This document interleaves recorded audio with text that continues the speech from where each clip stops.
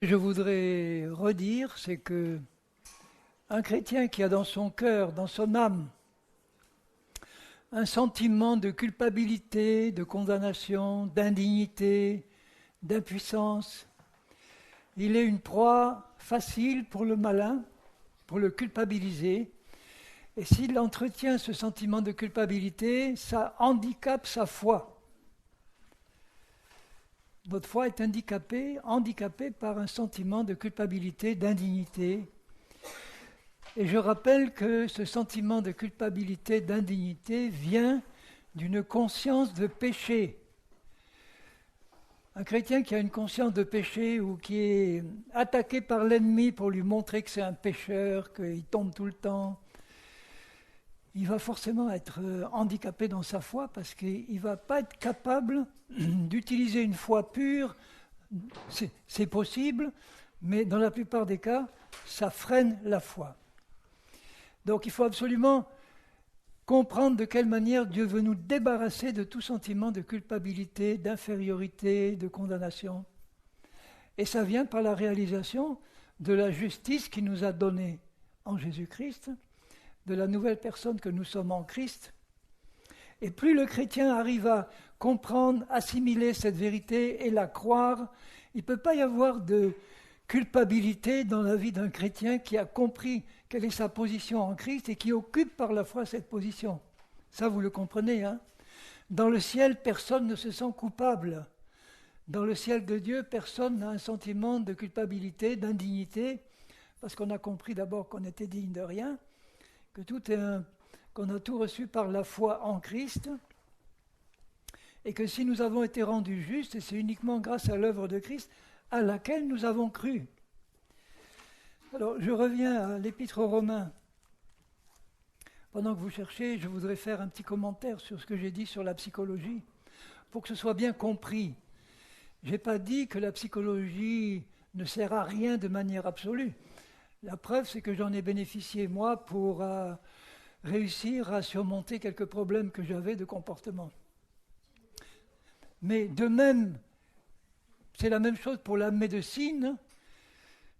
Toutes les sciences médicales, la psychologie, peuvent donner à l'être humain qui a un problème psychologique ou médical une solution à son problème. Mais en général, la solution ne va jamais aller jusqu'à la cause profonde du problème qui est spirituelle. Ni la médecine, ni la psychologie n'ont accès au monde spirituel. Or, toute cause profonde de nos problèmes, quels qu'ils soient, physiques, médicaux, psychologiques, la cause profonde, c'est le péché. Pas forcément le péché de celui qui est malade ou qui a un problème psychologique, mais le péché qui résulte de la chute d'Adam et d'Ève et du péché dont on a hérité de nos parents, de toute notre vie passée de péché. Ça cause des problèmes psychologiques et physiques ou médicaux.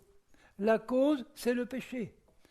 Donc si le Seigneur parvient à enlever de notre conscience le sentiment de péché, nous pouvons l'avoir, le sentiment de péché, quand nous avons péché, avant que nous nous repentions. Mais dès qu'on se repent, qu'on a reconnu notre péché devant Dieu, le sang de Jésus efface ce péché et il n'y a plus aucune raison d'entretenir un sentiment de culpabilité parce que notre péché est effacé comme s'il n'avait jamais existé. Mais ce n'est pas évident pour la plupart des chrétiens de marcher dans cette conscience libre complètement vis-à-vis de tout péché. Je lis dans Romains 5, au verset 16. Il n'en est pas du don comme de ce qui est arrivé par un seul qui a péché. Ça revient à Adam. Vous voyez qu'il ne parle pas d'Ève, il parle d'Adam. Ève a été séduite, mais Adam n'a pas été séduit. Il a péché volontairement en toute connaissance de cause. Donc, par un seul qui a péché, car c'est après une seule offense, le péché d'Adam et d'Ève, que le jugement est devenu condamnation. Vous voyez que la condamnation résulte du péché. Tandis que le don gratuit le don gratuit de Dieu en Christ devient justification après plusieurs offenses. plusieurs péchés qu'on a commis. Une fois qu'on arrive à Jésus, qu'on reçoit le don gratuit de Jésus, l'offense est entièrement effacée et tous nos péchés sont effacés d'un coup. Ainsi donc, comme par une seule offense, non, je lis le verset 17.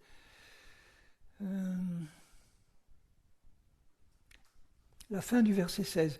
Tandis que le don gratuit devient justification, ça veut dire devient le fait qu'on devienne juste devant Dieu par l'acceptation du sacrifice de Jésus, après plusieurs offenses. Si par l'offense d'un seul Adam, la mort a régné par lui seul, à plus forte raison ceux qui reçoivent l'abondance de la grâce et du don de la justice, le don de la justice qui nous est donné en Christ, régneront-ils dans la vie, il parle de notre vie présente, par Jésus-Christ lui seul. Qu'est-ce que ça veut dire régner dans la vie? Régner avec une conscience entièrement libre de tout péché. Sauf si on est en train de vivre consciemment dans un péché conscient dont on ne voudrait pas se repentir. Là, on n'a pas bonne conscience. Mais je parle du chrétien sincère qui a été convaincu de péché par le Saint-Esprit et la parole de Dieu, qui a reconnu ce péché devant Dieu.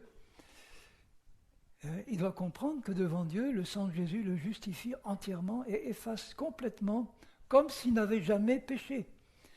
Il ne doit plus se laisser culpabiliser par l'ennemi pour lui dire « Regarde ce que tu as fait ». « Regarde ce que tu as fait », on lui répond « D'accord, je reconnais, mais le sang de Jésus l'a effacé parce que j'ai reconnu ». Le sang de Jésus est venu effacer ce péché parce qu'il a fait de moi, il m'a donné la justification en Christ.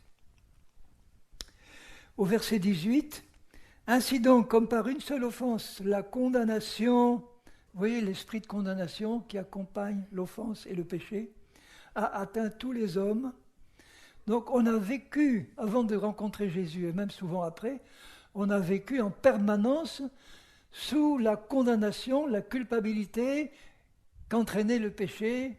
Même si on ne connaît pas Dieu, on vit dans un esprit de culpabilité et de condamnation. Je vous l'ai dit, je crois, mais c'est bon de me le rappeler maintenant, Seigneur, c'est que avant de me convertir, j'avais écouté André Malraux, le ministre de la Culture de Gaulle, qui était un athée complet, alors que de Gaulle était un catholique très pratiquant, un athée complet, mais c'était un homme tourmenté, c'était un homme plein de tics nerveux, je le revois encore à la télé, son visage était bourré de tics, et il disait au journaliste qu'il interviewait, « Moi je suis athée, je ne crois pas en Dieu, mais il y a une pensée dont je ne suis jamais arrivé à me débarrasser, c'est qu'il y a un jugement après la mort. J'ai tout fait pour me débarrasser de cette pensée, je n'y suis jamais arrivé. » Un athée qui confesse ça montre qu'il y avait un esprit de culpabilité qui pesait sur lui, qui est une bénédiction que Dieu voulait lui donner, lui dire après la mort vient le jugement, si tu n'as pas réglé le problème avant la mort, le jugement de Dieu va venir sur toi.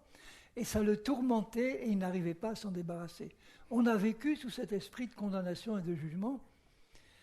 Et le Seigneur, il veut nous en débarrasser complètement par la conscience de justice qu'il nous donne en Christ. Même si on n'est pas arrivé à la perfection, même si on fait encore des chutes, des péchés qu'on reconnaît devant Dieu, le sang de Jésus efface tout ça, mais il veut nous faire vivre dans la conscience qu'il a fait de nous des justes.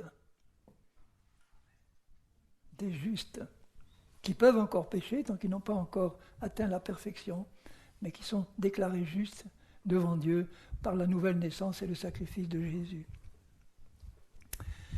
De même que comme par une seule offense la condamnation a atteint tous les hommes, de même par un seul acte de justice, la justification qui donne la vie, moi j'ajouterais, parce que c'est biblique, et la paix avec Dieu.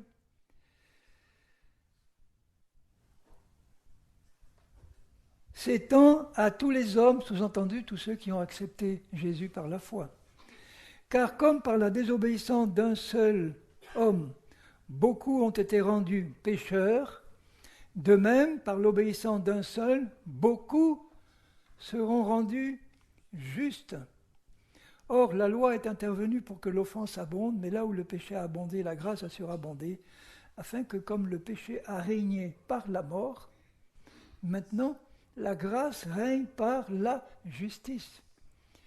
Vous voyez combien il est important de cultiver en nous, de méditer sur la justification que Dieu nous a donnée par le sacrifice de Jésus. Même si on n'a pas encore atteint la perfection, même si on a des chutes, même si on pêche encore et qu'on le reconnaisse devant Dieu, Dieu nous regarde au travers de Jésus parce qu'il regarde notre esprit qu'il a recréé comme des justes parfaits en Christ. Apprenons à nous considérer comme des justes. Ça ne veut pas dire, c'est pas un encouragement à pécher en disant bon, on est juste, maintenant on peut pécher, c'est pas important, c'est pas grave, on reste juste. Mon esprit reste juste quand je pêche là sur la terre. Mon esprit ne retombe pas dans la mort spirituelle quand on pêche. Il reste juste, il reste en Christ, il n'est pas touché par le péché. Mais dans ma vie pratique, je suis touché par le péché, j'ai besoin de me repentir, de manière à ce que ma conscience soit pure et que je puisse marcher dans cette pureté de conscience qui m'enlève de mon cœur tout esprit de culpabilité, de condamnation. Et là, ma foi est pure, parce que ma foi n'est pas handicapée par une mauvaise conscience. Vous comprenez ?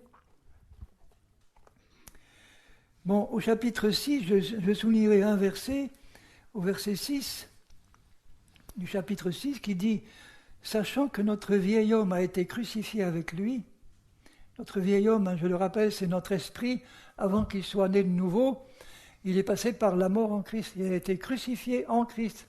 Quand Christ est mort, nous d'avance, il nous a fait mourir, alors qu'on n'existait même pas. Il y a 2000 ans, il savait qu'on allait exister, il savait qu'on allait tomber dans le péché, il savait que notre esprit allait tomber dans la mort spirituelle, et d'avance, il avait payé le prix pour que ce vieil homme, d'avance, soit crucifié avec lui, de manière à ce qu'à la résurrection de Christ, il puisse recréer, 2000 ans d'avance, l'esprit nouveau de tous ceux qui allaient se convertir à lui 2000 ans après. C'est fort quand même, hein ? C'est là qu'on voit que Dieu est omniscient, omnipotent, il sait tout d'avance, il règle tout d'avance. Notre vieil homme a été crucifié avec lui afin que le corps du péché fût détruit, afin que le corps du péché fût réduit à l'impuissance. Et quand Paul parle du corps du péché, qu'est-ce qu'il veut dire ? Il parle de mon corps physique dans lequel habite une puissance de péché qui s'appelle la chair, qui habite dans nos corps maintenant jusqu'au bout, jusqu'à notre mort ou à notre enlèvement. Une puissance de péché habite dans mon corps actuellement, et c'est cette puissance de péché qui, si je m'y livre, me fait tomber dans le péché. Mais réalisez que Christ, il y a 2000 ans, quand il a pris le péché du monde dans son propre corps, il a pris aussi ma chair de péché dans son corps. Mais le problème, c'est qu'il ne peut pas me faire bénéficier de la disparition de la chair de péché de mon corps maintenant, parce que ça voudrait dire que si la chair de péché quittait mon corps maintenant, mon corps mortel actuel deviendrait immortel, ça serait la résurrection qui va se passer. Si jamais Jésus revient maintenant, tous ceux qui l'attendent maintenant verront leur corps changer en un instant en corps immortel, c'est-à-dire que Dieu va prendre à ce moment-là la puissance de péché qui est encore dans notre corps actuel, il va l'arracher, l'enlever, toutes ces racines impures dans mon âme seront parties aussi, et je vais me retrouver avec un corps physique parfait, sans péché nulle part, ni dans mon esprit, ni dans mon âme, ni dans mon corps. Et c'est dans cet état-là que nous allons monter à la rencontre du Seigneur. C'est glorieux de le savoir, mais je ne peux pas actuellement, mais par le sacrifice de Christ, comme il a pris déjà dans son corps le péché qui demeure dans mes membres, je ne suis pas délivré maintenant de la présence de cette puissance de péché dans mon corps, elle est présente là, je ne suis pas délivré de sa présence, mais je peux être délivré de son contrôle. Cette puissance de péché, j'ai besoin de savoir que, quand il me dit, afin que, je traduis en langage plus simple, que le péché qui est dans mon corps actuellement soit réduit à l'impuissance, ne puisse pas se manifester pour me faire pécher. C'est ça la volonté de Dieu. Mais j'ai été tellement entraîné dans mon passé de pécheur de laisser cette puissance de péché me faire tomber dans le péché, que ça prend du temps quelquefois pour apprendre à maîtriser cette puissance pour qu'elle ne me contrôle plus et elle ne se manifeste plus. Et ce n'est pas facile au début parce qu'elle habite dans mon corps, cette puissance de péché. Elle a des pensées, elle a des désirs, elle a des émotions, elle a des volontés qui sont celles de Satan, qui étaient les miennes avant que je me convertisse et même après, tant que je ne suis pas encore bien sanctifié. Donc j'ai trop été habitué à vivre sous le contrôle de cette puissance-là et j'ai peut-être du mal à comprendre comment l'empêcher de se manifester. Et il n'y a qu'une manière de l'empêcher de se manifester, c'est de réaliser que ma vraie nature, mon esprit, est absolument intouchable par cette puissance de péché.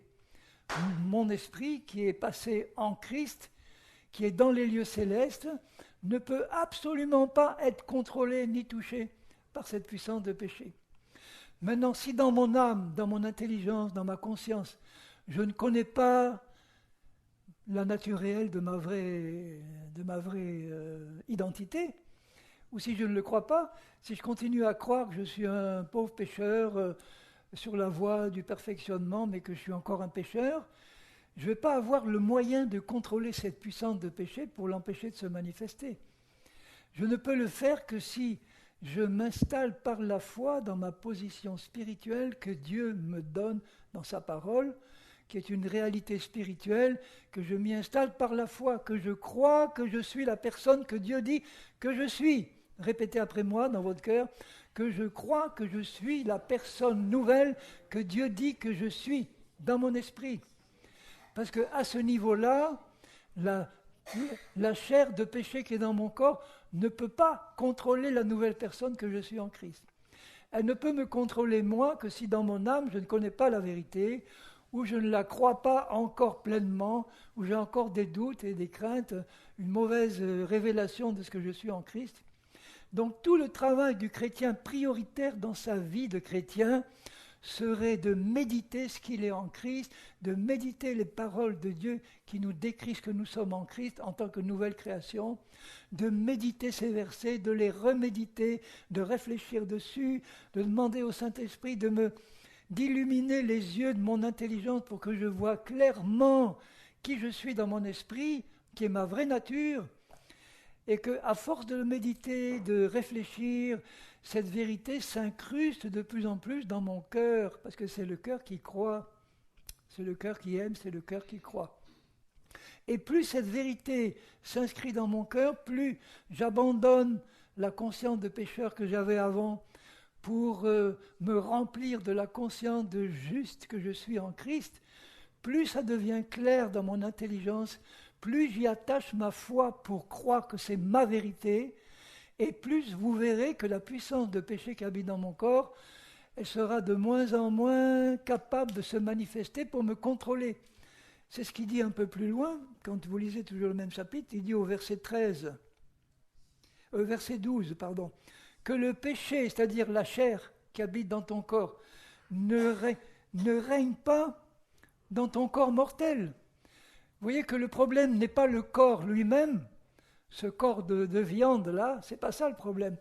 C'est la puissance de péché qui habite dedans, mais qui ne peut se manifester que si cette puissance de péché règne, c'est-à-dire me contrôle. Et pourquoi elle me contrôlerait ?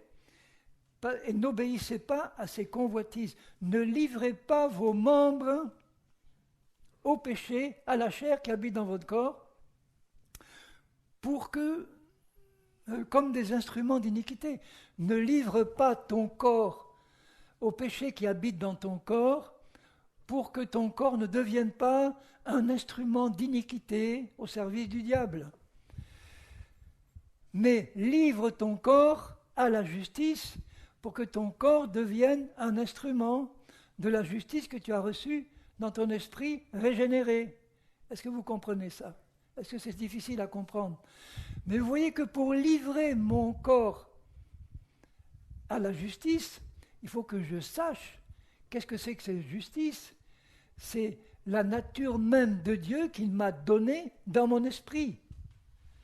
Donc pour livrer mon corps à la justice, il faut que d'abord j'ai compris que je suis juste devant Dieu, que c'est ça ma vraie nature, que je l'ai intégrée dans ma conscience, que je l'ai intégrée dans mon identité nouvelle, que je me considère vraiment comme un juste dans l'esprit, même si je ne suis pas encore totalement concrètement, mais je le suis, et plus j'ai cette réalité-là dans ma conscience, dans mon âme, plus j'aurai la distance nécessaire pour sentir le moment où la chair essaye de se manifester.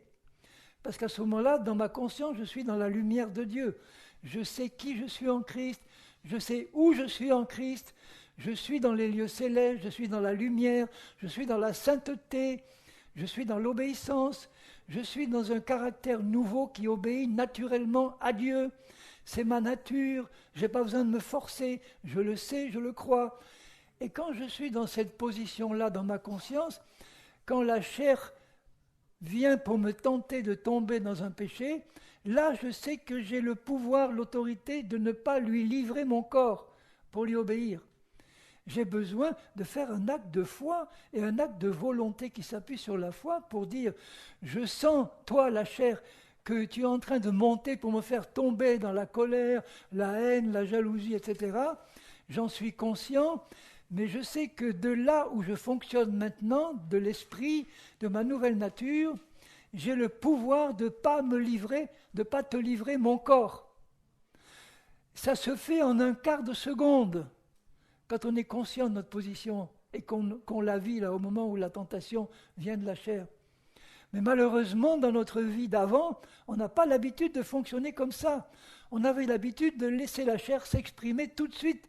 Parce que pour nous, la chair, c'était notre nature. Le chrétien colérique de nature, entre guillemets, il me dira, oui, mais on est une nature, une famille de coléreux, de colériques. Mon arrière-grand-père était colérique, mon grand-père était colérique, ma mère et mon père étaient colériques, moi je suis colérique. C'est notre nature. On est comme ça depuis tout le temps. Donc c'est intégré dans sa conscience. Il se considère comme un colérique, et quand la tentation qui vient de la chair de se mettre en colère vient, il s'y livre naturellement, parce que il ne réfléchit même pas. Que ce soit la colère ou tout autre aspect de la chair. Tandis que quand tu as réfléchi, que tu connais ton identité, tu sais que la colère ne vient pas de ton esprit, à part la colère divine, mais c'est autre chose. Bon, ce n'est pas une colère pleine de haine et d'animosité. C'est la colère de Dieu, la colère de son jugement. Mais bon, je ne parle pas de celle-là. Je parle de la colère charnelle. Mon esprit n'est pas créé par Dieu pour manifester. Il n'y a rien en lui de cette colère charnelle ou de tout ce qui vient de la chair.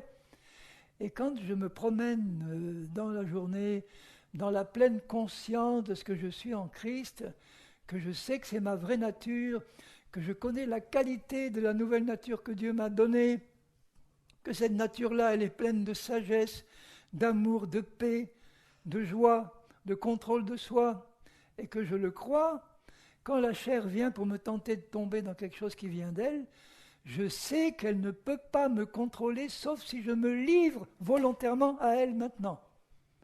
Et c'est toujours possible. Le chrétien qui se livre, ça veut dire ça se fait en un quart de seconde, il sent la tentation venir. Il avait l'habitude de le faire avant, il n'a pas encore trop l'habitude de s'installer dans sa nouvelle nature. Il s'ouvre et il laisse la chair se manifester par des actions ou des paroles qui n'auraient pas dû se manifester. Donc il y a un apprentissage à suivre, qui est pénible au début et qui devient de plus en plus facile à mesure que la conscience de votre nouvelle identité devient de plus en plus claire et que vous ne l'oubliez pas du matin au soir et du soir au matin. C'est ça le problème. On l'oublie, on le sait 1 heure, et puis les affaires de la vie viennent, les occupations, ah ça y est, on oublie qui on est. Et qu'est-ce qui se passe? Tout de suite, la chair reprend le dessus. Immédiatement. Vous pourriez avoir 40 ans de contrôle de soi spirituel, mais la chair étant toujours présente, si au bout de 40 ans vous oubliez 5 minutes qui vous êtes en Christ, tout de suite la chair sera là comme avant. Donc ça demande un apprentissage et il faut qu'on ait dans le cœur le désir de suivre avec Jésus cet apprentissage. Et cet apprentissage passe par la méditation. Je parle de la méditation d'une dizaine de versets, il n'y en a pas plus, qui décrivent la nature de ma vraie nature en Christ. C'est dans les épîtres de Paul et de Jean et l'épître aux Hébreux. Il Il y a une dizaine de versets dans mon dernier séminaire en Suisse, là, qui nous parlait de l'héritage que nous avons en Christ. Je les ai tous donnés, je les ai tous développés. Si ça vous intéresse de les détailler, vous allez sur mon blog et vous écoutez les messages qui ont été donnés à Montprévert, en Suisse, là-dessus.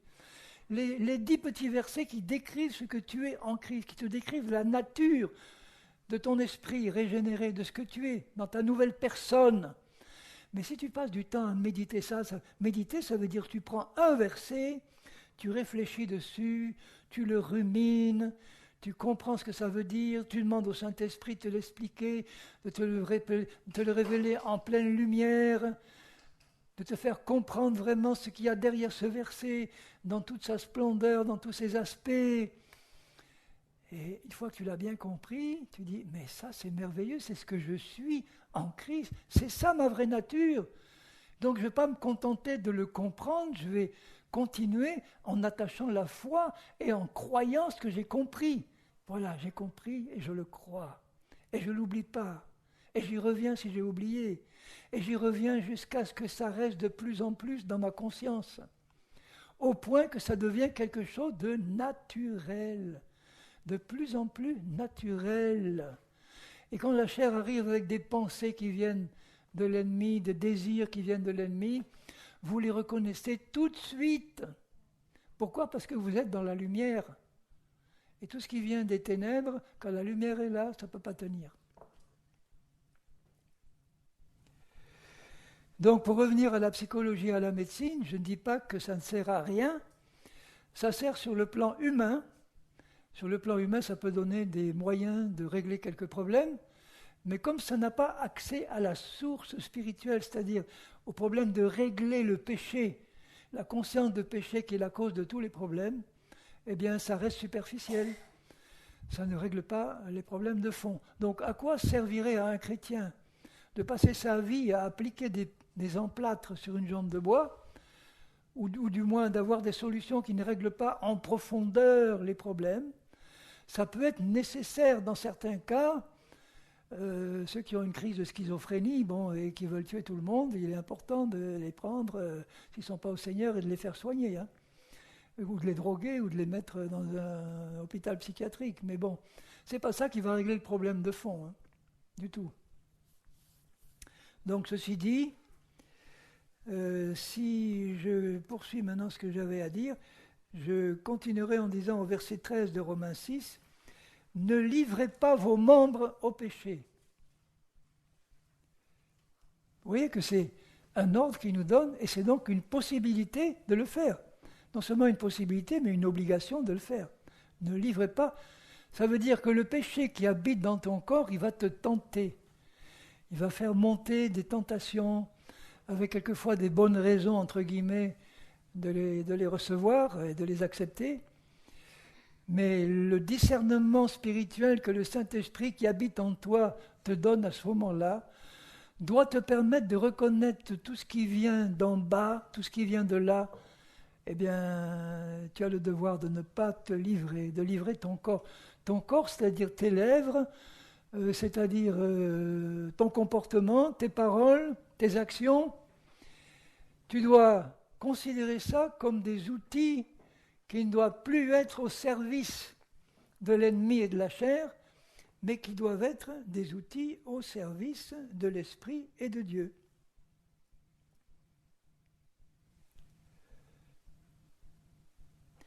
Au verset 17, il dit « Grâce soit rendue à Dieu de ce que, après avoir été esclaves du péché,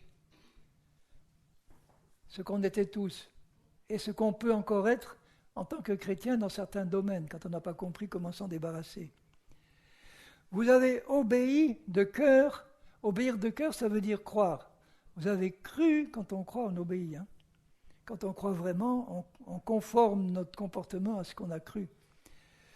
C'est de l'abondance du cœur que la bouche parle, c'est de l'abondance du cœur que j'agis aussi. Vous avez cru, obéi de cœur à la règle de doctrine dans laquelle vous avez été instruits, ayant été affranchis du péché.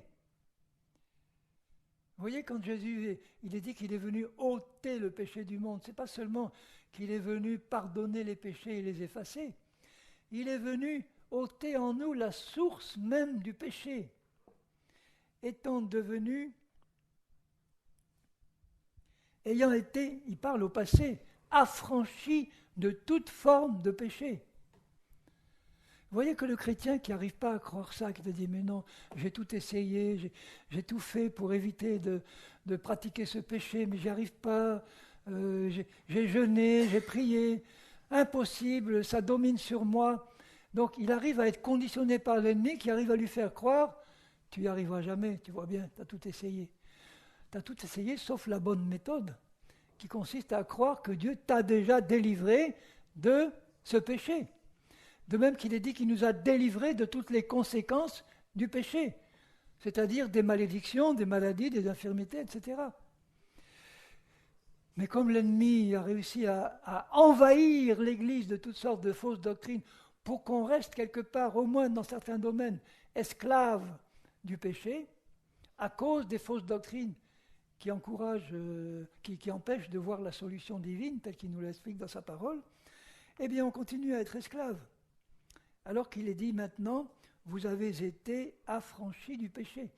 Mais est-ce que dans votre conscience, vous croyez vraiment que vous avez été libérés maintenant de toute forme de péché? Et que quand la tentation de péché vient, tu la regardes en disant avec foi, je ne suis plus ton esclave maintenant, tu ne domineras plus sur moi. C'est impossible, je ne te livre pas, je ne me livre pas à toi. Tu ne peux pas me contrôler à moins que moi, je décide de me livrer à toi. C'est possible de vivre ça. Mais oui. Mais si dans la tête des chrétiens, l'ennemi a réussi à les persuader que ce n'est pas possible de vivre ça parce qu'ils ont essayé toutes sortes de méthodes qui n'ont pas marché, la méthode la plus simple, c'est la foi. Tu n'as rien à faire d'autre que de croire ce que Dieu nous dit dans sa parole. La simple foi suffit. Donc de même, je dis au verset 19, au milieu là, de même que vous avez livré vos membres, tant que vous étiez sous le contrôle de la chair, comme esclaves, à l'impureté, à l'iniquité ou à la chair, pour arriver à l'iniquité et l'entretenir, maintenant, livrez vos membres comme esclaves à la justice. Mais ça a l'air tellement simple, comme Paul l'explique. Maintenant que tu sais ce que c'est que la justice, maintenant que tu sais que tu es juste devant Dieu, maintenant que tu t'es glissé dans ta position par la foi, c'est-à-dire que tu crois que Dieu a fait vraiment de toi un homme, une femme juste en Christ, dans ton esprit, dans ta nouvelle nature, et que tu t'es installé dans cette foi, et que tu demandes à Dieu de t'aider à y rester et à ne pas l'oublier. Tant que tu es dans cette position de foi-là, tu as la possibilité de livrer ton corps à la justice, puisque tu y es, tu es juste. Tu dis simplement à Dieu en tant que juste, par la foi, même si tu n'es pas arrivé à la perfection pratique, mais là je me situe au niveau spirituel, tu es juste par la foi et à partir de cette position de justice qui est la tienne, parce que tu n'es pas en train de vivre dans un péché conscient dont tu ne voudrais pas te repentir, ce serait un problème. Je parle du chrétien qui a confessé ses péchés, qui n'est pas dans la lumière complète, qui n'est pas dans la perfection, qui a encore des choses à régler, d'accord, mais à sa connaissance, il n'est pas en train de vivre consciemment dans un péché dont il ne s'est pas repenti. Il a pu demander pardon, ok, même sans savoir comment encore régler la question de manière pratique. Mais il a reconnu par exemple que Dieu l'avait convaincu d'un certain péché. Il a reconnu devant Dieu ce péché. Seigneur, je reconnais que j'ai péché, je te demande pardon pour ça. J'arrive pas encore à comprendre comment régler pratiquement la suite à donner, mais déjà maintenant, dans mon cœur, je ne cache pas que j'ai reconnu ce péché, je l'ai reconnu devant toi, et j'ai reçu ton pardon. Et là, le péché est effacé. Et après, dans son amour, le Seigneur va me guider pour régler pratiquement les conséquences qui pourraient être restées là pour régler les conséquences de ce péché. Mais déjà, le péché est réglé devant Dieu. Donc là, je ne dois plus entretenir un esprit de culpabilité, d'indignité. Oui, ça a l'air facile, de condamnation. De même que vous avez livré vos membres comme esclaves à l'impureté et à l'iniquité, livrez maintenant vos membres à partir d'une position de justice. Le chrétien qui vit ouvertement dans le péché, contrôlé par la chair qui est dans ses membres, il va arriver à Dieu en disant « Je te livre mes membres, Seigneur. » Il dira « Je n'ai rien à faire, tes membres, ils sont sous le contrôle de la chair. Ils sont contrôlés par le péché. Qu'est-ce que tu veux que j'en fasse ?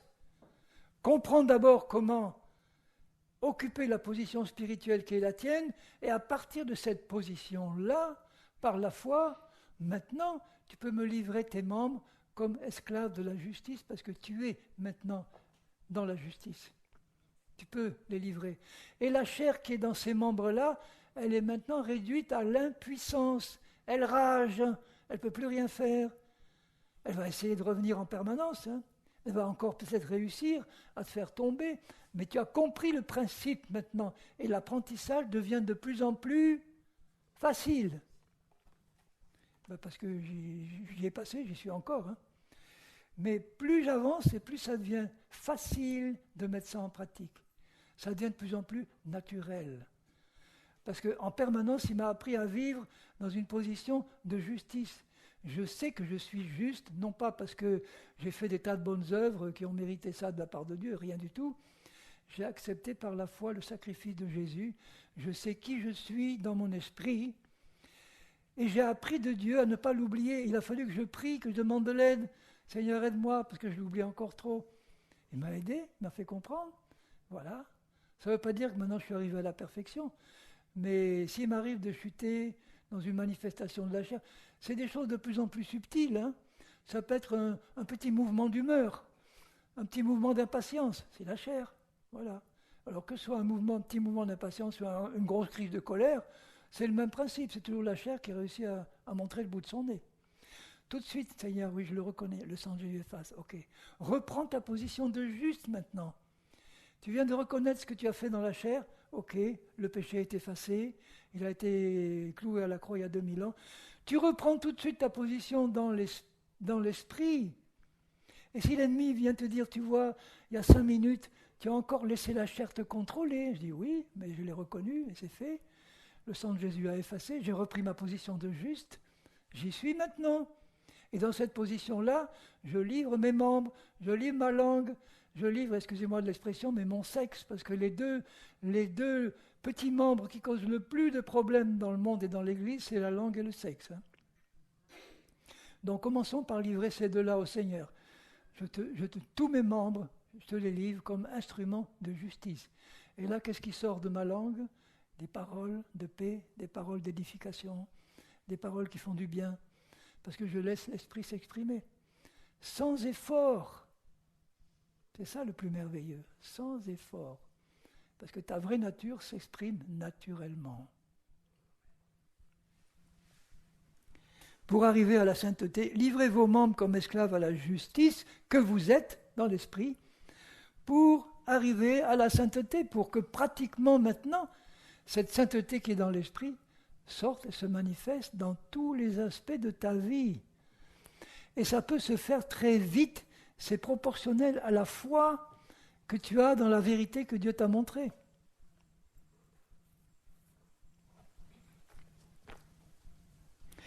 Et au verset 22, je préfère lire le verset 20. Lorsque vous étiez esclaves du péché, vous étiez libre à l'égard, ça veut dire, si tu es esclave du péché, tu n'as rien à faire avec la justice de Dieu. Tu es l'esclave du péché. Au moment où tu es esclave du péché, la justice de Dieu n'a rien à faire avec toi. C'est deux domaines différents. Mais, quels fruits portiez-vous alors ? Des fruits dont vous rougissez aujourd'hui. La fin de ces choses, c'est la mort.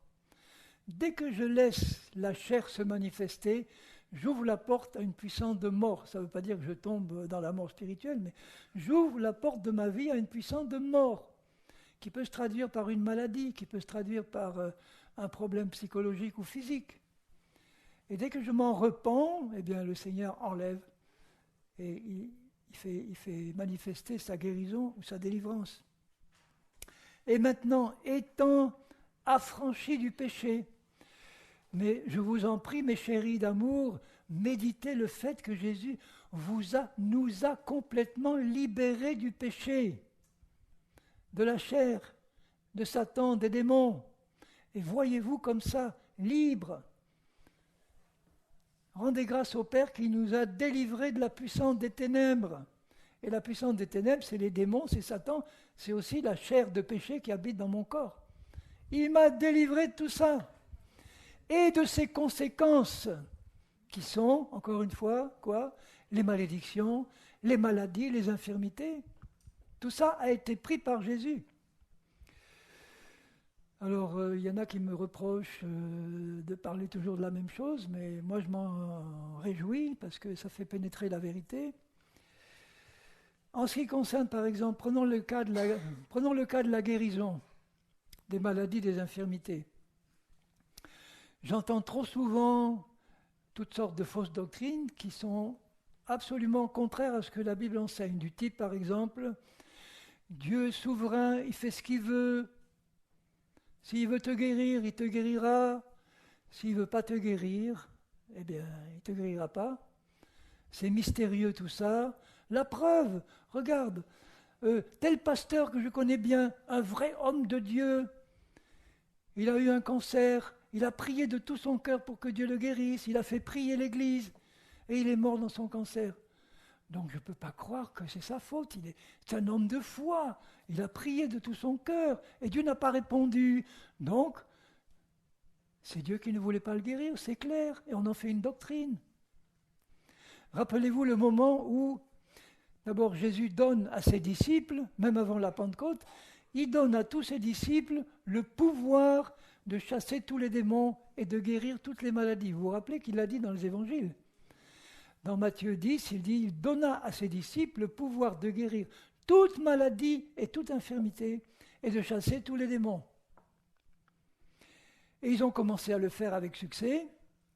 Et ils arrivent au point où ils ne sont pas arrivés à chasser du jeune homme qu'un démon jetait dans l'eau et le feu, vous vous rappelez ?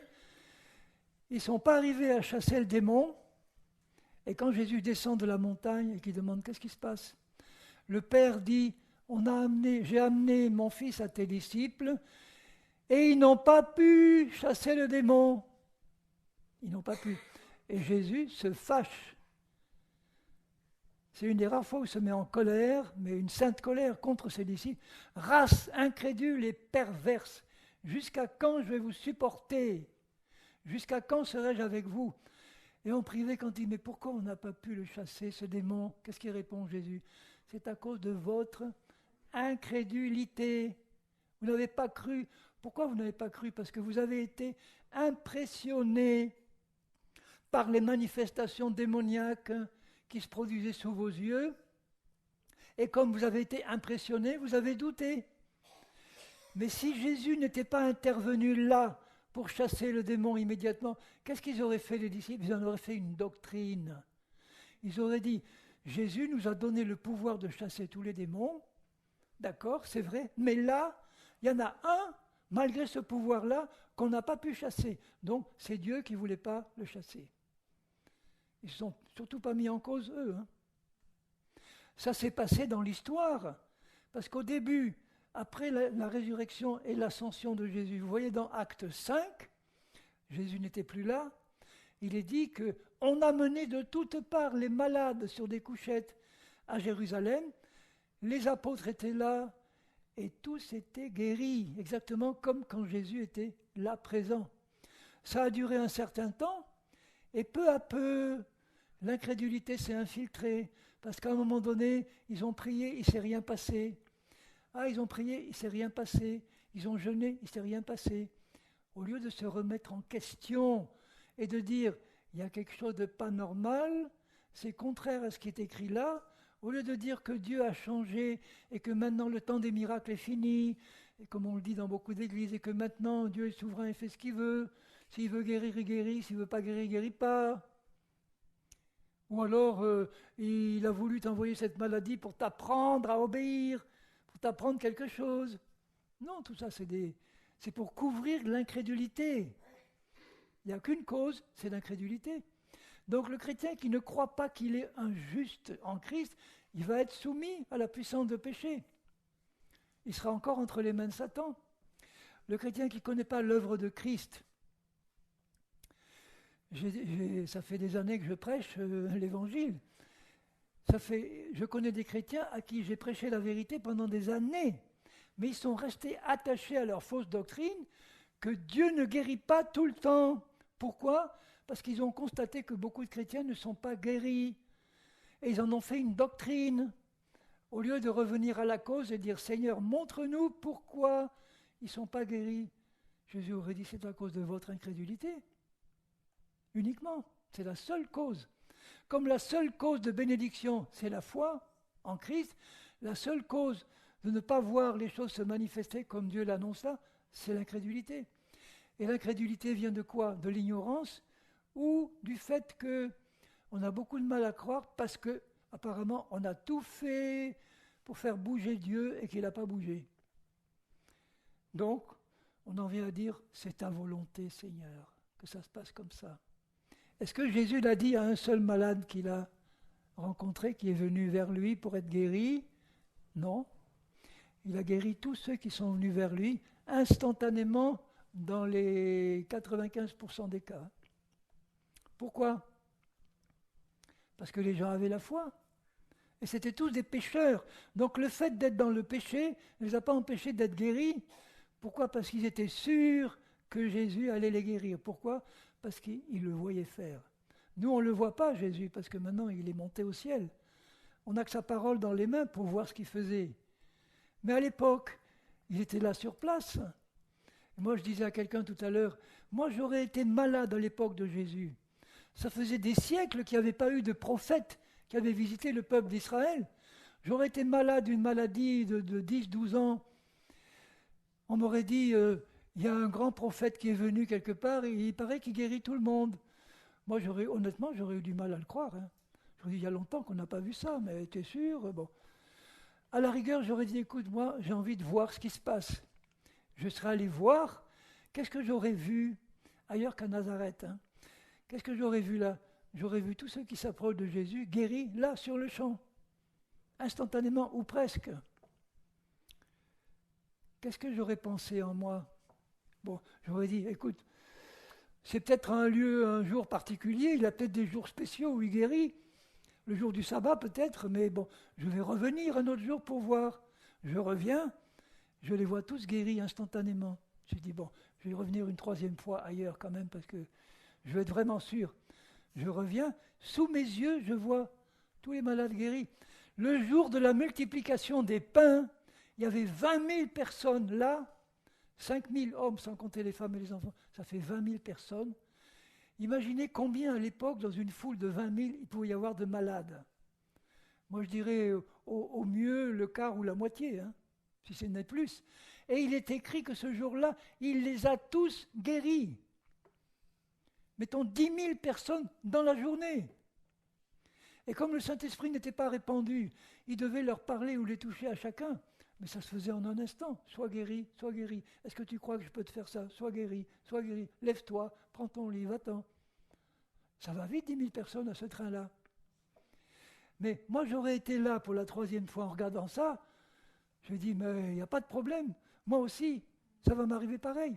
Je me présente devant Jésus et il me dit, tu crois que je peux faire ça pour toi ? Ah oui, oui, Seigneur. Hop, il me touche, sois guéri. C'est manifesté immédiatement. Parce qu'il n'y a aucun doute dans mon cœur. Pourquoi ? Parce que j'ai vu. C'est malheureux à dire, mais c'est ce que j'ai vu qui me permet de croire. Nous autres chrétiens, on ne le voit que dans la Bible. Et on le voit de moins en moins autour de nous dans nos églises. Et pourquoi on le voit de moins en moins ? Parce que la vérité n'est pas prêchée. Parce que le pauvre malade, il est sous un esprit de condamnation. Parce qu'on lui dit, si tu es malade, c'est qu'il doit y avoir du péché dans ta vie. Tu es sûr ? Tu as bien confessé ? Sûrement, il y a quelque chose qui ne va pas dans ta vie. Et le pauvre, ça fait 5 ans qu'il prie, il ne se passe rien, il est là, il dit, ah oui, il doit y avoir quelque chose, Seigneur. Oui, sûrement, qu'est-ce qui se passe, Seigneur ? Je t'en supplie, montre-moi, il n'y a rien qui se passe. J'ai prié, j'ai jeûné, j'ai fait prier tous les pasteurs du monde que j'ai rencontrés, il ne s'est rien passé. Seigneur, mais comment tu peux on commence à critiquer sans le dire. Comment tu peux, Seigneur, laisser un de tes enfants souffrir comme ça, tant d'années ? J'ai connu des chrétiens qui pendant 10, 20 ans ont souffert le martyre, ont prié, jeûné, il ne s'est rien passé. Et dans leur cœur, Satan n'a pas de mal à leur dire, mais pourquoi Dieu fait comme ça? Pourquoi Dieu n'intervient pas? Pourquoi? Ah, on n'oserait pas critiquer Dieu en face, mais on commence à douter de son amour, à douter. Et on n'arrive pas à recevoir ce qu'il nous a dit. On reste sous ce sentiment de culpabilité, d'indignité. Alors qu'il suffit de croire ce qui est écrit. Qu'est-ce qui est écrit?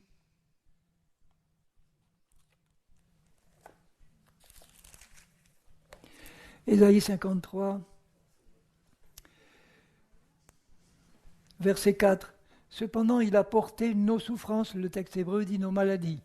Il a porté nos maladies, il s'est chargé de nos douleurs, quelles qu'elles soient. Le mot grec signifie toutes les douleurs possibles, psychologiques, physiques, de maladies, tout ce qui est douleur, il a porté.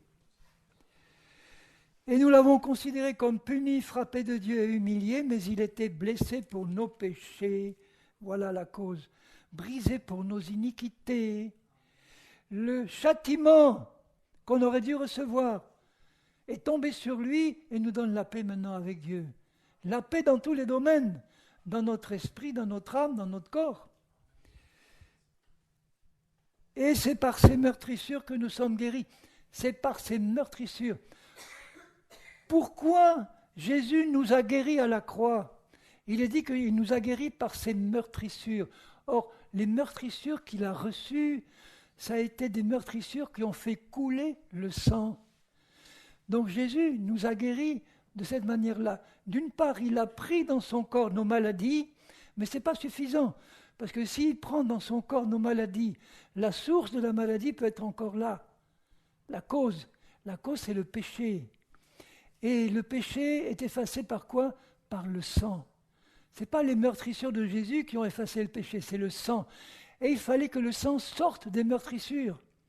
Donc il a été meurtri pour que le sang coule, pour que son sang nous purifie de tout péché, nous rende justes, et en même temps nous permette de croire que non seulement il a porté nos maladies, mais que la cause, elle est éliminée aussi, le péché. Quand un arbre voulut couper la racine, bon, il peut rester apparemment vivant pendant un certain temps, 1, 2, 3 jours. Mais au bout de 2-3 jours, les feuilles commencent à... Il est mort, l'arbre. Il est mort dès que vous lui avez coupé la racine. Il est mort. Mais ça ne se voit pas tout de suite. Même chose avec Jésus. Il a coupé à la racine toutes les conséquences du... La racine, c'est le péché. Quand on enlève la cause d'un problème, les conséquences disparaissent aussi. Alors il y a des chrétiens qui sont mordicus, attachés à leur interprétation. Mais non, ce n'était pas des maladies, c'était des souffrances psychologiques qu'il a prises sur lui.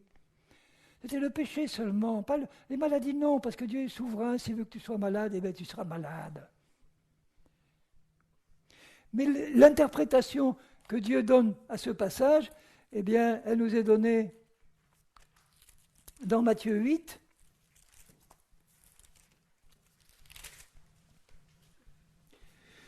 Le soir, on amena, verset 16, on amena auprès de Jésus plusieurs démonisés.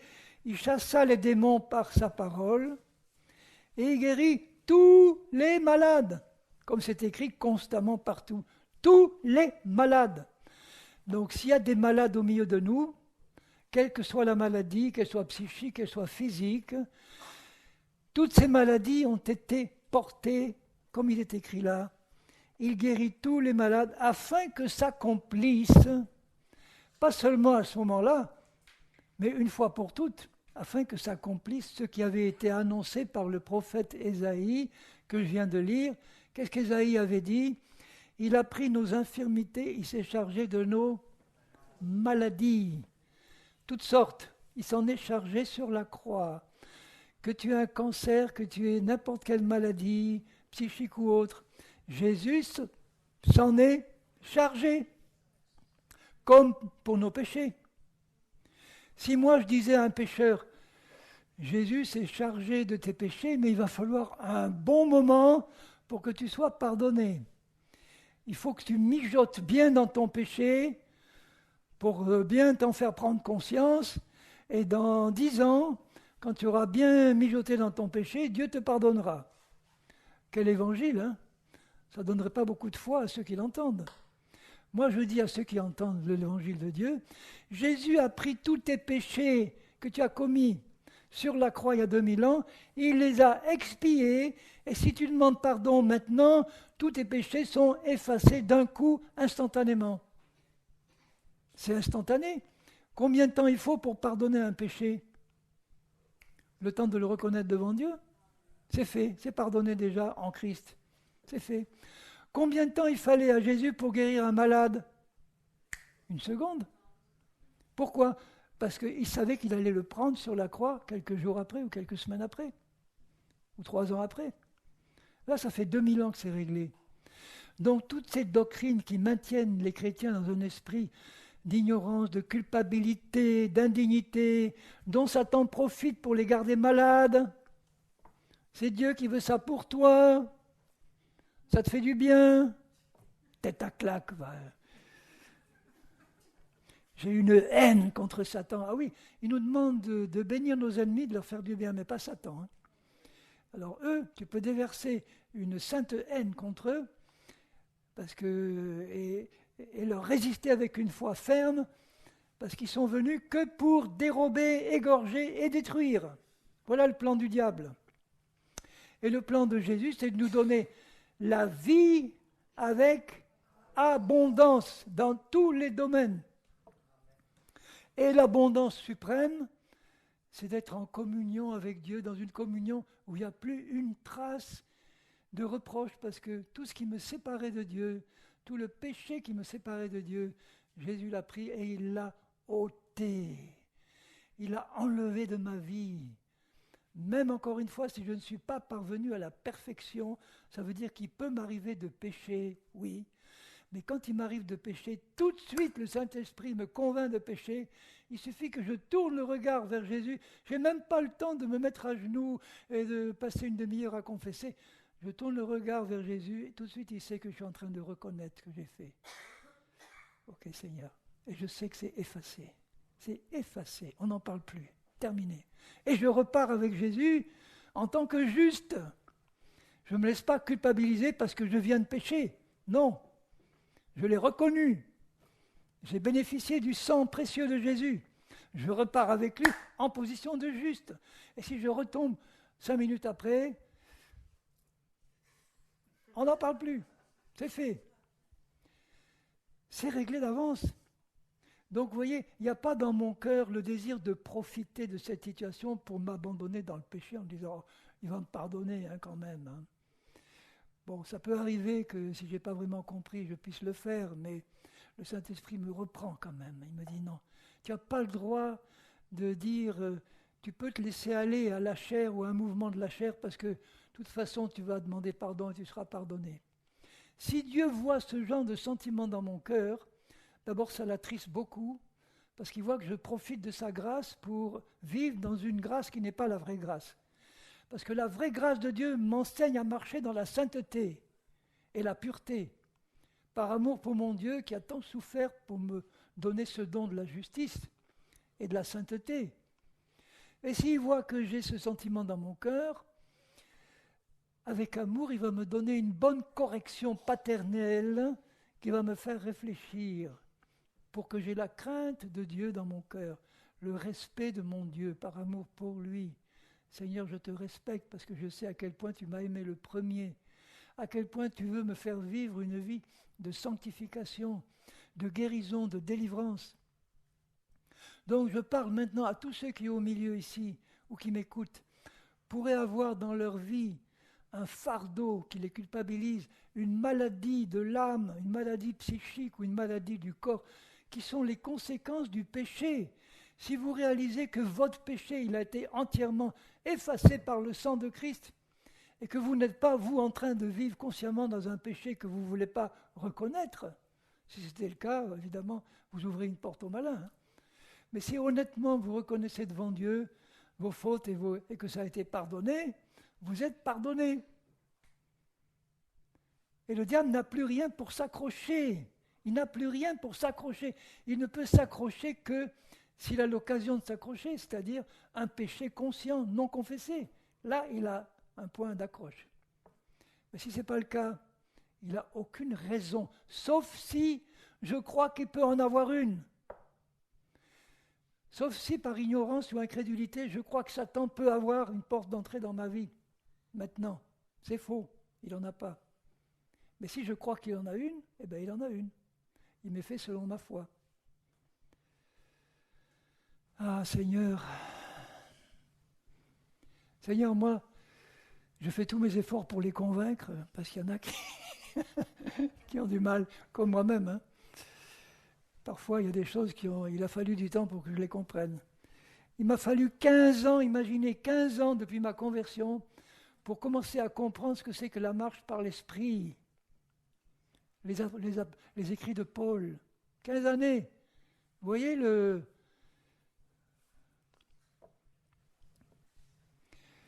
Parce que je compliquais les choses, c'est tout. Avec ma tête d'intellectuel, je compliquais les choses pour essayer de comprendre avec mon intelligence et pas par la révélation du Saint-Esprit, qui est toute simple. Il a pris ça, il a pris tout sur ça, dans son corps, le Seigneur Jésus. Il a tout pris, tout. Tout ce qui est malédiction, tout ce qui est mauvais, tout ce qui est impur, il a tout pris. Et il nous dit maintenant avec amour, parce que je sais que tu es là, Seigneur, au milieu de nous, il regarde les malades ou ceux qui sont sous une oppression quelconque, sous un lien quelconque, quel qu'il soit.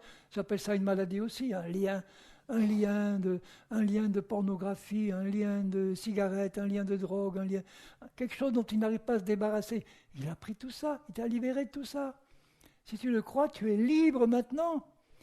Si tu crois qu'il a porté cette maladie qui te fait souffrir là maintenant, qu'il l'a portée il y a 2000 ans sur la croix, et que par ses meurtrissures tu as été guéri il y a 2000 ans, tu le crois tout simplement dans ton cœur parce que Dieu te le dit, tu es guéri. Ça y est, tu es guéri. Pourquoi ? Non pas parce que tu le sens, mais parce que Dieu te le dit avec amour. Il te regarde, il dit, est-ce que tu peux croire que je t'ai guéri il y a 2000 ans ? Quelles que soient les douleurs, les maladies que tu peux encore sentir, tu as été guéri il y a 2000 ans. Et donc, il va t'aider à te détacher de l'observation des symptômes. Parce que souvent, dans le cœur de beaucoup de chrétiens, ils vont croire qu'ils sont guéris quand il n'y a plus aucune douleur, quand il n'y a plus aucun symptôme, quand ils sont allés voir le médecin qui leur a dit « vous n'avez plus rien ». « Ah, alors je suis guéri ». « Oui, vous êtes guéri ». « Vous êtes guéri pourquoi ?»« Parce que j'ai plus de symptômes, parce que le docteur me l'a dit ». Mais ça ne tient pas, ça, parce que l'ennemi va revenir à la charge. Hein. Ce qui tient, c'est que tu crois que tu es guéri, non pas parce qu'il n'y a plus de symptômes, mais parce que Dieu te le dit dans sa parole et qu'il ne ment pas, et qu'il est fidèle. Et s'il voit que tu as dans ton cœur la connaissance de la vérité, et que tu crois simplement ce qu'il dit, comme s'il était présent là, en personne, qui s'approche de toi et qui te dit « je sais que tu souffres depuis longtemps, mais je voudrais te rappeler ceci, c'est qu'il y a 2000 ans, cette maladie dont tu souffres là, je l'ai prise sur moi il y a 2000 ans, et je t'en ai délivré il y a 2000 ans. Et je te dis maintenant que tu es guéri, tu vas lui répondre « oui, mais je souffre encore, hein ?» Non, tu vas dire « Seigneur, puisque tu me le dis personnellement, je te crois. » C'est Jésus qui te le dit. Tu es guéri. Il te le dit, c'est Jésus qui te parle. Tu vas lui dire quoi ? Je te croirai quand je ne sentirai plus rien. Jésus lui dira, bon, je ne peux rien faire pour toi. Parce qu'il t'est fait selon ta foi. Ce n'est pas la foi de Jésus, hein. C'est selon ta foi. Et la foi, c'est simplement la confiance en la fidélité d'un Dieu qui ne peut pas mentir. Quand il dit quelque chose, c'est la pure vérité. Je disais à un chrétien il n'y a pas longtemps qui a des problèmes avec sa foi, je lui dis écoute, tu me connais, tu sais que je tiens le plus possible à ma parole. Hein. Alors imagine que demain je te donne rendez-vous devant je disais ça à un Suisse, je te donne rendez-vous devant la cathédrale de Lausanne, demain à 10h précises. Est-ce que tu y seras ? Parce que je dis, je te donne rendez-vous devant la cathédrale de Lausanne demain à 10h, parce que j'ai quelque chose à te donner. Bon. Je dis, est-ce que tu y serais? Il me dit, mais naturellement. Et pourquoi tu y serais? Parce que tu me l'as dit. Parce que je te fais confiance. Ah tiens, si tu es capable de faire confiance aussi facilement à un homme qui te fait une promesse, parce que tu le connais cet homme, tu n'es pas capable de faire la même confiance toute simple à Dieu qui te dit, tu es guéri par les meurtrissures de mon fils. Ça doit être aussi facile. Donc tu es capable de croire de cette manière-là. Quand tu connais la personne qui t'a fait la promesse et que tu sais que c'est une personne qui tient toujours sa parole. C'est tout simple la foi. C'est croire à ce que Dieu dit. Pourquoi? Parce qu'il n'a pas de chouchou. Et s'il fait une promesse à quelqu'un, je parle des promesses générales acquises par Christ à tout son peuple, hein, il n'a pas de chouchou, le Seigneur. S'il a guéri une personne, il veut guérir tout. Il ne va pas dire non, toi, oui, toi, ça va, toi, tu mérites encore. Non. Non.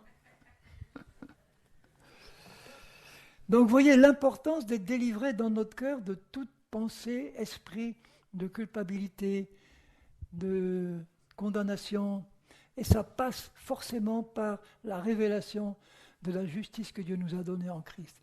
Mais quand ça part de là, toutes les conséquences de ce péché disparaissent aussi, comme de la neige qui fond au soleil. Donc là, je parle à un peuple libre, guéri, délivré. Amen. Amen. Oui, c'est dur, mais j'ai conscience que ça peut être dur à croire quand quelqu'un souffre d'une maladie depuis, je ne sais pas, 10, 20 ans, qu'il n'y a rien qui a changé, que tout s'est aggravé, que les symptômes sont aggravés, de lui dire maintenant, Jésus te dit que tu es guéri. Il y a un déconditionnement à faire là. Oui, mais j'étais habitué à me voir malade pendant tant d'années. J'étais habitué à me considérer comme malade, incurable. Ça a été confirmé par les plus grands spécialistes. Tu comprends, ils m'ont dit que c'était incurable. Et oui, mais arrête. Alors tu vas croire qui? Le spécialiste ou Dieu? Et pourtant, c'est le plus grand spécialiste qui me l'a dit. Hein.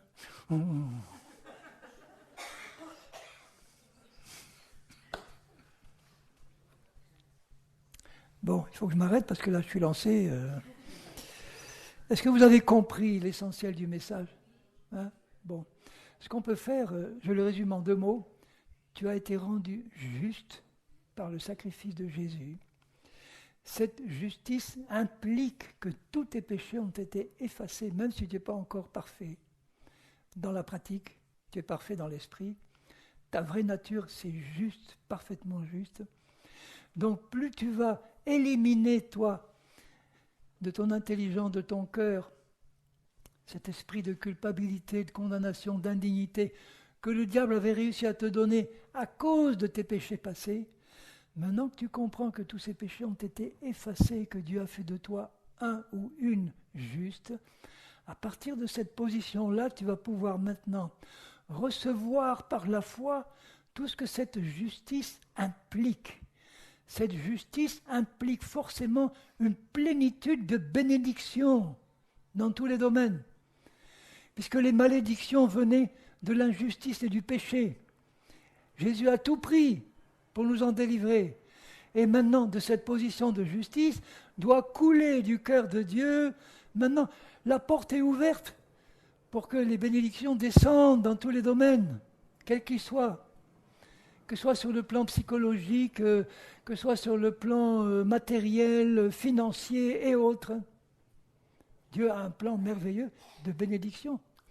Et la plus grande des bénédictions, c'est « Tu as fait de moi un juste et je peux être, grâce à cette justice, en communion parfaite avec toi. » De juste à juste. Juste comme Dieu. Juste comme Dieu. Dans mon esprit. Dans mon esprit. Juste comme Dieu. Et je me glisse par la foi dans ma nouvelle peau. Je me glisse par la foi dans mon esprit. Je réalise que dans mon esprit, il a fait de moi un juste. C'est ma vraie nature. Et ma vraie nature, elle est comme Dieu. Elle aime, elle pardonne, elle fait du bien. C'est ça ma vraie nature. Et quand je le crois, je le vis. Alors Seigneur, nous tous qui sommes devant toi, d'abord nous sommes émerveillés, en tout cas moi je le suis, devant la perfection de ton plan de salut. Par un seul sacrifice, celui de Jésus-Christ, ton Fils bien-aimé, merci Jésus. Par un seul sacrifice, tu as ôté définitivement le péché du monde. Donc tous mes péchés, tu les as ôtés, tu les as placés dans son corps à Jésus sur la croix. Et là maintenant, par son sacrifice, il nous a libérés de l'esclavage du péché. Et en même temps, il a fait de nous, par sa résurrection, de nouvelles créatures justes et saintes. Et il a pris sur lui toutes les conséquences du péché, des malédictions, maladies, infirmités, toutes ces choses qui viennent de l'ennemi. Il les a prises sur lui et nous en sommes aussi libérés, une fois pour toutes. Et Seigneur, je sais que quand on part de cette position spirituelle et qu'on commence à méditer ces vérités et à les faire entrer dans notre cœur, ça ouvre la porte à l'action de ton Esprit Saint dans nos vies, qui nous a été donné pour nous faire bénéficier de tout notre héritage en Christ. Cet héritage merveilleux que Jésus nous a acquis en payant si cher à la croix. Et Seigneur Jésus, toi qui es au milieu de nous, nous voulons vraiment ouvrir nos cœurs pour te dire du fond de notre cœur, comme nous le disons à notre Père qui est le tien, Seigneur, nous t'aimons de tout notre cœur, parce que nous réalisons à quel point tu nous as aimés le premier, avant même que nous existions, avant même que le monde existe, tu nous avais aimés. Et tu es venu, Seigneur, pour nous libérer de tout ce qui pouvait peser sur nos vies à cause du péché. Tu as tout pris.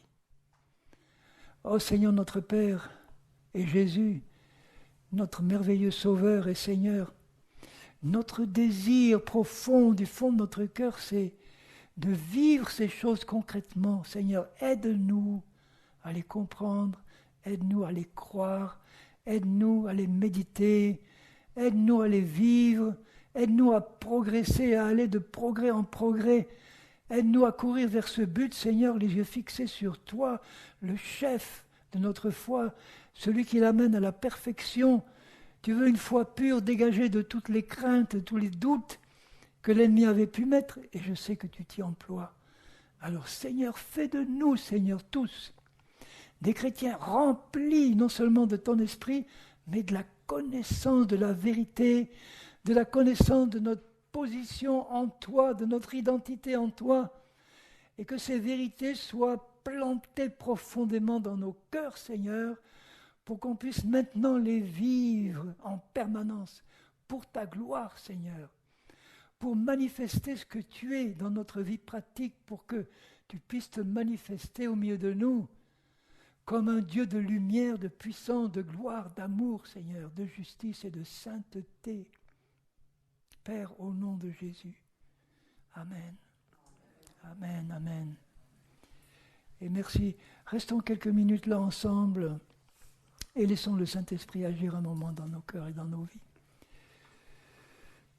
Seigneur, on laisse ton esprit agir parce que maintenant, tu connais la situation de chacun. Et chacun est devant toi avec ses problèmes, Seigneur. Ses problèmes personnels. Et tu es là pour venir les résoudre, les régler, te révéler, donner la solution qui est en toi, parce qu'elle est en toi seul. Merci Père, je te prie moi de confirmer ta parole sainte par des miracles, des guérisons dans les vies, des situations personnelles, familiales ou autres. Dans tous les domaines où il y a un problème qui n'est pas réglé, Seigneur, toi tu as la solution, tu es la solution et tu nous y conduis. Alors nous te faisons confiance, Seigneur, nous te présentons maintenant tous les problèmes qui peuvent peser encore sur notre cœur, Seigneur. On te les présente et on te dit du fond du cœur, tu es la solution. Et je sais que tu m'y conduis dans ta solution. Tu m'y conduis, Seigneur. Moi, je suis incapable de trouver ou de mettre en place une solution quelconque, mais je sais que toi, tu m'y conduis. Merci Jésus. Merci. Gloire à toi. Béni sois-tu.